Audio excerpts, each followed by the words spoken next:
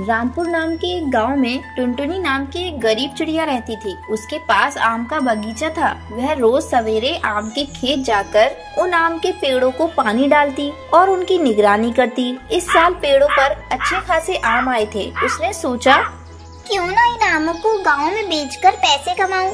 फिर वो आमों को गांव में जाकर बेचने लगी। पर इस साल टुनटुनी चिड़िया को आम के अच्छे दाम नहीं मिलते हैं, इसलिए वो आम को वापस घर ले आती है। तभी बंटी कबूतर टुनटुनी चिड़िया से पूछता है, अरे टुनटुनी, क्या हुआ, इतनी उदास क्यों हो? अरे भाई, मंडी में आम के दाम बहुत गिर गए हैं, इसलिए मैंने वहाँ आम नहीं बेचे। तब तक आप लोग कमेंट में बताएं 67 + 78 + 2 कितने होते हैं।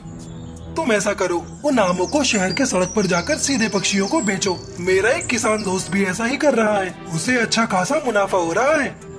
ऐसा कहकर वो कबूतर वहाँ से चला जाता है। अगले दिन टुनटुनी आमों को लेकर बेचने के लिए सड़क पर निकलती है। टुनटुनी चिड़िया अपने आम एक भीड़ भाड़ वाली जगह पर रखती है। टुनटुनी चिड़िया के पके आम सभी पक्षी हाथों हाथ लेते हैं। देखते ही देखते टुनटुनी के सब आम बिक गए और कमाई भी अच्छी हुई। वह खुश होकर घर लौटती है। टुनटुनी चिड़िया के पड़ोस में एक लालची किसान कालू कौआ रहता था। कालू कौआ टुनटुनी के हाथ में पैसों की थैली देखकर चौंक जाता है। कालू चुपके से टुनटुनी चिड़िया की बातें सुन लेता है कि कैसे उसने सड़क किनारे जाकर आम बेचे और पैसे कमाए। फिर अगली सुबह कालू कौआ भी अपने खेत में जाकर कच्चे आम तोड़ता है और उन पर केमिकल छिड़ककर उनको पकाता है।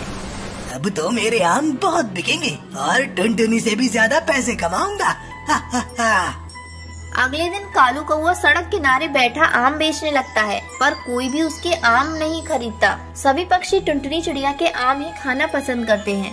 कालू कौए को यह देखकर बहुत गुस्सा आता है कि कोई उसके पास आम खरीदने नहीं आ रहा है। वह सोचता है, किसी भी तरह टुनटुनी को ठिकाने लगाना पड़ेगा। फिर रात को कालू कौआ चोरी करने टुनटुनी चिड़िया के घर जाता है। वो पैसे चुराकर भाग जाता है। अगले दिन उदास टुनटुनी अपने खेत पहुंचती है। तभी वहाँ चील बाबा प्रकट होते हैं। अरे टुनटुनी, क्या हुआ, तुम इतनी दुखी क्यों हो? बाबा, कल रात मेरे घर में रखे पैसे कोई चुरा कर भाग गया। मैं तो बर्बाद हो गई। टुनटुनी बेटा, चिंता मत करो, अब रोने से कोई फायदा नहीं। खेत जाओ और काम करो। मुझे सब पता है तुम्हारे साथ कैसे अन्याय हुआ है, और मुझे पता है कि तुम एक मेहनती और ईमानदारी चिड़िया हो, इसलिए मैं तुम पर प्रसन्न हूँ और तुम्हें मैं इस पेड़ को जादुई आम आने का वरदान देता हूँ। इस पेड़ के आम चाहे कितने भी तोड़ो पर कभी खत्म नहीं होंगे। इसे बेचकर तुम सुखी हो जाओगी, तथास्तु। फिर टुनटुनी चिड़िया उस पेड़ से आम तोड़ती है। उसके बाद चमत्कार हो जाता है। टुनटुनी चिड़िया ने आम तोड़े भी तो उस जगह फिर से पक्के आम आ जाते हैं। टुनटुनी उन आमों को लेकर सड़क किनारे बेचने लगती है। आम के साथ साथ अब वो आम का जूस और आम से बनने वाले अन्य पदार्थ भी बेचने लगती है। इससे उसका व्यापार अच्छे से चलने लगता है और फिर वो अमीर बन जाती है। ये देखकर कालू कौआ हैरान हो जाता है। कैसे कम दिनों में टुनटुनी ने इतनी तरक्की कर ली, इसका पता लगाना होगा। अगले दिन कालू फिर से टुनटुनी चिड़िया के बाग में जाता है और उसके आम तोड़ने लगता है। जैसे ही कालू कौआ उस पेड़ के पास जाता है, तभी आम की एक डाली उसके ऊपर गिरती है। वो जोर से चिल्लाता है, अरे अरे मर गया रे, अरे अरे बचाओ, अरे कोई बचाओ रे, अरे कोई बचाओ। ये सुनकर टुनटुनी और पड़ोस वाले वहाँ आ जाते हैं। तब सभी को कालू की करतूत के बारे में पता चलता है और वह पक्षी उसे और पीटते हैं और फिर पुलिस बुलाकर कालू कौवे को उनके हवाले कर देते हैं। बरसात का मौसम था। एक दिन बच्चों की टोली में सबसे बदमाश कालू कौआ सारे पक्षी बच्चों से कहता है, अरे जब से छुट्टियाँ हुई हैं, रोज हम लोग वही जामुन और शहतूत के फल खाया करते हैं। तुम सब अगर तैयार हो तो आज मैं तुम लोगों को एक बड़ा सा आम का पेड़ दिखाता हूँ। वहाँ चलकर हम लोग जी भर के आम खाएंगे। अरे तुम्हें कहाँ मिल गया ये आम का पेड़? हमारे जंगल में तो ऐसा कोई पेड़ नहीं है जहाँ पर जाकर हम मुफ्त में आम खा सके। अरे तुम लोग चलो तो सही, वो पेड़ थोड़ा दूर जाकर है, लेकिन उस पर बहुत स्वादिष्ट और बड़े बड़े आम लगे हुए हैं। तुम उस जंगल के सुनसान इलाके में पड़ने वाले आम के पेड़ की बात तो नहीं कर रहे हो? ना बाबा ना, हम लोग वहाँ नहीं जाने वाले। मेरी माँ ने वहाँ जाने से मना किया है। अरे तुम तो हो ही डरपोक। अपने साथ साथ हमें क्यों डरा रही हो टुनटुनी चिड़िया? अरे तुम्हें नहीं चलना तो मत चलो, तुम यहाँ रहो और ये जामुन खाओ। हम तो उस पेड़ पर आम खाने जा रहे हैं। सारे पक्षी कालू की बात से सहमत हो जाते हैं और सुनसान स्थान पर लगे हुए उस आम के पेड़ पर आम खाने चले जाते हैं। अरे वाह कालू, तुम तो सच कहते थे। इस पेड़ पर तो बहुत सारे आम लगे हैं। अब हम लोग रोज यहाँ पर आम खाने आया करेंगे। पक्षियों की बात सुनकर उस पेड़ पर रहने वाले जादूगर की नींद टूट जाती है। अरे वाह, पक्षियों के बच्चों की आवाज। मेरे आम के पेड़ पर फल खाने की कीमत अब इन बच्चों को अपनी जान देकर चुकानी पड़ेगी। आज तो इन बच्चों को खाकर मैं अपनी बरसों की भूख मिटा लूंगा। अब इन बच्चों में से मैं किसी को भी नहीं छोड़ूंगा।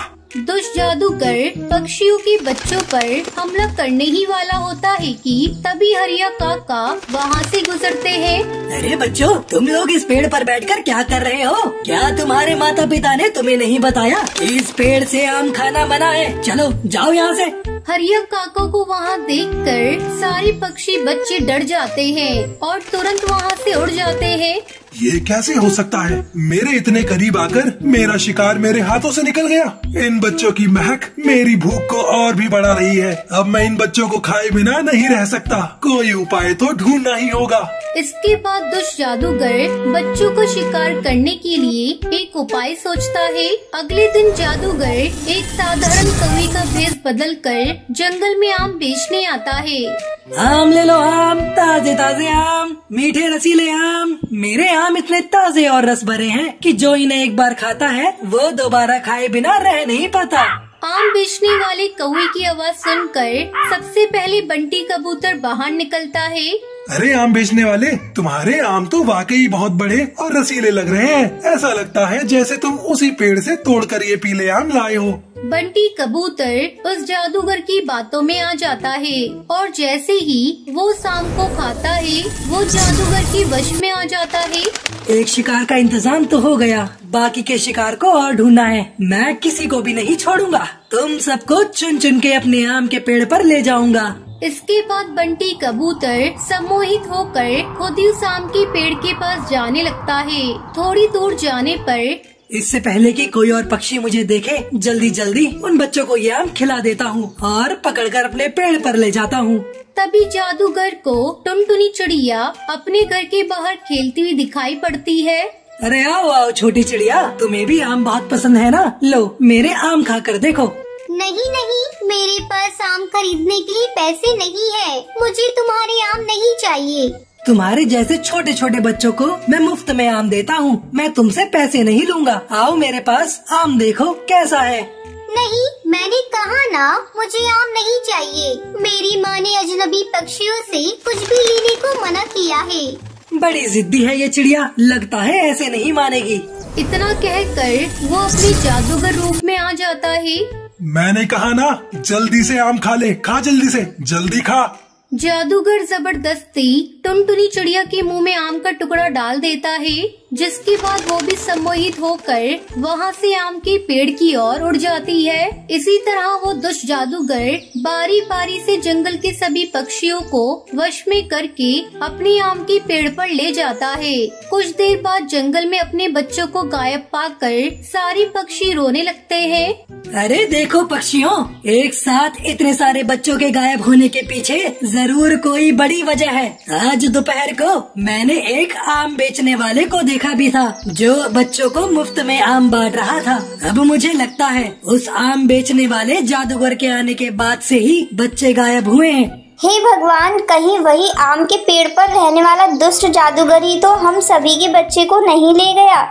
इसके बाद सभी पक्षी उस आम के पेड़ के पास पहुंचते हैं, जहां पर आम की जगह उनके बच्चे पेड़ पर लटके हुए दिखाई पड़ते हैं। सभी पक्षी अपने बच्चों के ऐसी हालत में देखकर रोने लगते हैं। अगर अपनी जान प्यारी है तो सब के सब चले जाओ, वरना तुम्हारे बच्चों के साथ साथ आज तुम लोग भी मारे जाओगे। देख, इन मासूम बच्चों को जाने दे और इस जंगल को छोड़कर चला जा, नहीं तो आज मैं तुझे नहीं छोड़ने वाला। अगर तू मुझे कैद करेगा तो तू भी मारा जाएगा। चला जा यहाँ से, ये बच्चे मेरे शिकार हैं। जादूगर की बात सुनकर हरिया काका एक लाल रंग का धागा पेड़ पर बांध देते हैं। इससे जादूगर चीखने लगता है। अरे अंकल, इन जादूगर अंकल को मत मारिए, ये तो बहुत अच्छे अंकल हैं। इन्होंने हमें मीठे मीठे आम भी खिलाए। बच्चों की मासूम बात सुनकर जादूगर को अपने किए पर बहुत पछतावा होता है और वो माफी मांगकर सभी पक्षी बच्चों को आजाद कर देता है। सभी बच्चे भी और सभी पक्षी जादूगर को धन्यवाद करते हैं और वहाँ से चले जाते हैं और खुशी खुशी रहने लगते हैं।